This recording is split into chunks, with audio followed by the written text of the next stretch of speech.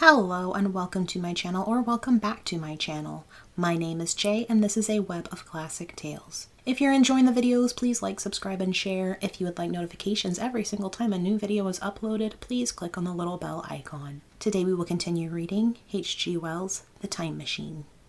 I have already told you of the sickness and confusion that comes with time traveling, and this time I was not seated properly in the saddle, but sideways and in an unstable fashion. For an indefinite time I clung to the machine as it swayed and vibrated, quite unheeding how I went, and when I brought myself to look at the dials again, I was amazed to find where I had arrived. One dial recorded days, and another thousands of days, another millions of days, and another thousands of millions.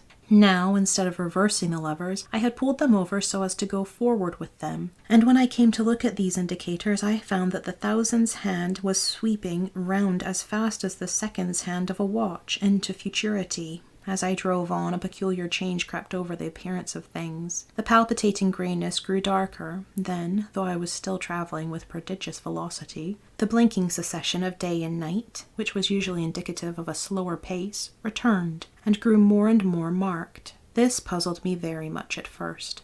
The alternations of night and day grew slower and slower, and so did the passage of the sun across the sky, until they seemed to stretch through centuries. At last a steady twilight brooded over the earth, a twilight only broken now and then when a comet glared across the darkling sky.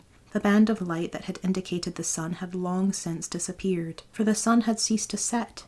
It simply rose and fell in the west and grew ever broader and more red. All trace of the moon had vanished. The circling of the stars, growing slower and slower, had given place to creeping points of light. At last, some time before I stopped, the sun, red and very large, halted motionless upon the horizon, a vast dome glowing with a dull heat, and now and then suffering a momentary extinction. At one time it had for a little while glowed more brilliantly again, but it speedily reverted to its sullen red heat.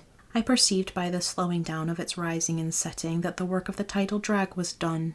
The earth had come to rest with one face to the sun, even as in our own time the moon faces the earth. Very cautiously, for I remembered my former headlong fall, I began to reverse my motion. Slower and slower went the circling hands until the thousands one seemed motionless, and the daily one was no longer a mere mist upon its scale.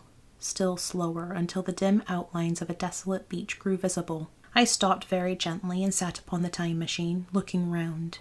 The sky was no longer blue. Northeastward it was inky black, and out of the blackness shone brightly and steadily the pale white stars.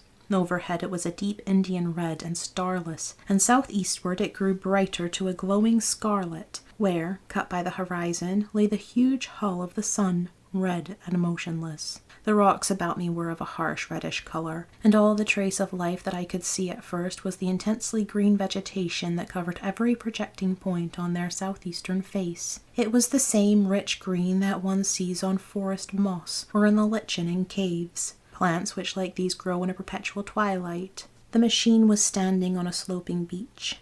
The sea stretched away to the southwest, to rise into a sharp bright horizon against the wan sky. There were no breakers and no waves, for not a breath of wind was stirring. Only a slight oily swell rose and fell like a gentle breathing, and showed that the eternal sea was still moving and living. And along the margin where the water sometimes broke was a thick incrustation of salt, pink under the lurid sky. There was a sense of oppression in my head, and I noticed that I was breathing very fast. The sensation reminded me of my only experience of mountaineering, and from that I judged the air to be more rarefied than it is now. Far away up the desolate slope I heard a harsh scream, and saw a thing like a huge white butterfly go slanting and fluttering up into the sky and, circling, disappeared over some low hillocks beyond. The sound of its voice was so dismal that I shivered and seated myself more firmly upon the machine. Looking around me again, I saw that, quite near, what I had taken to be a reddish mass of rock was moving slowly towards me. Then I saw the thing was really a monstrous crab-like creature.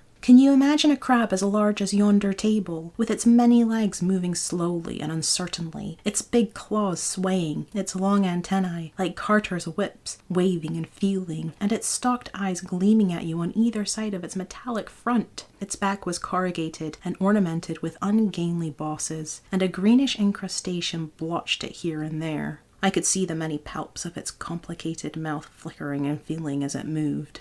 As I stared at this sinister apparition crawling towards me, I felt a tickling on my cheek as though a fly had lighted there. I tried to brush it away with my hand, but in a moment it returned, and almost immediately came another by my ear. I struck at it and caught something thread-like. It was drawn swiftly out of my hand. With a frightful qualm, I turned, and I saw that I had grasped the antennae of another monster crab that stood just behind me. Its evil eyes were wriggling in their stalks, its mouth was all alive with appetite, and its vast ungainly claws, smeared with an algal slime, were descending upon me. In a moment my hand was on the lever, and I had placed a month between myself and these monsters. But I was still on the same beach, and I saw them distinctly now as soon as I stopped. Dozens of them seemed to be crawling here and there in the somber light among the foliated sheets of intense green. I cannot convey the sense of abominable desolation that hung over the world. The red eastern sky, the northward blackness, the salt Dead Sea, the stony beach crawling with these foul, slow-stirring monsters, the uniform, poisonous-looking green of the lichenous plants, the thin air that hurts one's lungs, all contributed to an appalling effect. I moved on 100 years, and there was the same red sun, a little larger, a little duller, the same dying sea, the same chill air, and the same crowd of earthy crustacea creeping in and out among the green weeds and the red rocks. And in the westward sky I saw a curved pale line like a vast new moon. So I travelled, stopping ever and again, in great strides of 1,000 years or more, drawn by the mystery of the earth's fate, watching with a strange fascination the sun grow larger and duller in the westward sky, and the life of the old earth ebb away. At last, more than 30 million years hence, the huge red dome of the sun had come to obscure nearly 1/10 part of the darkling heavens. Then I stopped once more, for the crawling multitude of crabs had disappeared, and the red beach, save for its livid green liverworts and lichens, seemed lifeless. And now it was flecked with white. A bitter cold assailed me. Rare white flakes ever and again came eddying down. To the northeastward, the glare of the snow lay under the starlight of the sable sky, and I could see an undulating crest of hillocks pinkish white.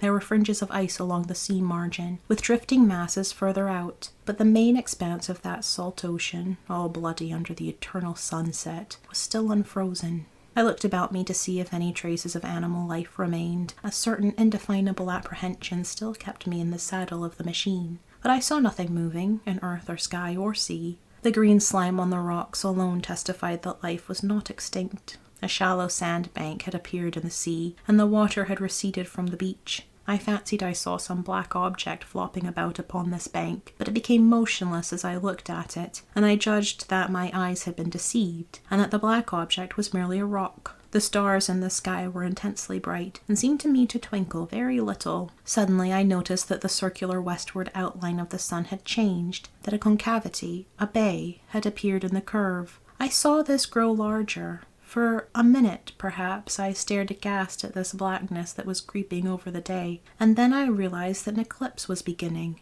Either the moon or the planet Mercury was passing across the sun's disk. Naturally, at first I took it to be the moon, but there is much to incline me to believe that what I really saw was the transit of an inner planet passing very near to the earth. The darkness grew apace. A cold wind began to blow in freshening gusts from the east, and the showering white flakes in the air increased in number. From the edge of the sea came a ripple and whisper. Beyond these lifeless sounds the world was silent. Silent? It would be hard to convey the stillness of it. All the sounds of man, the bleating of sheep, the cries of birds, the hum of insects, the stir that makes the background of our lives, all that was over. As the darkness thickened, the eddying flakes grew more abundant, dancing before my eyes, and the cold of the air more intense. At last, one by one, swiftly, one after the other, the white peaks of the distant hills vanished into blackness. The breeze rose to a moaning wind. I saw the black central shadow of the eclipse sweeping towards me. In another moment the pale stars alone were visible.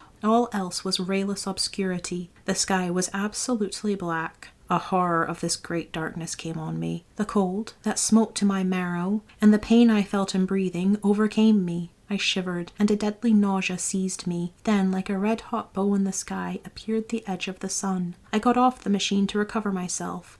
I felt giddy and incapable of facing the return journey. As I stood sick and confused, I saw again the moving thing upon the shoal. There was no mistake now that it was a moving thing. Against the red water of the sea. It was a round thing, the size of a football perhaps.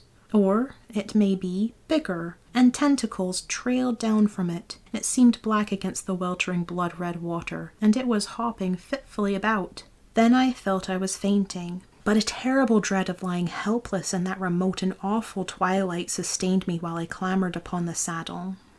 Thank you for listening. This has been H.G. Wells' The Time Machine, Chapter 11. I've been Jay. This has been a web of classic tales. Please like, subscribe, and share. Click the bell icon for notifications. I hope you're having a fantastic day. Have a nice life, and I'll see you next time.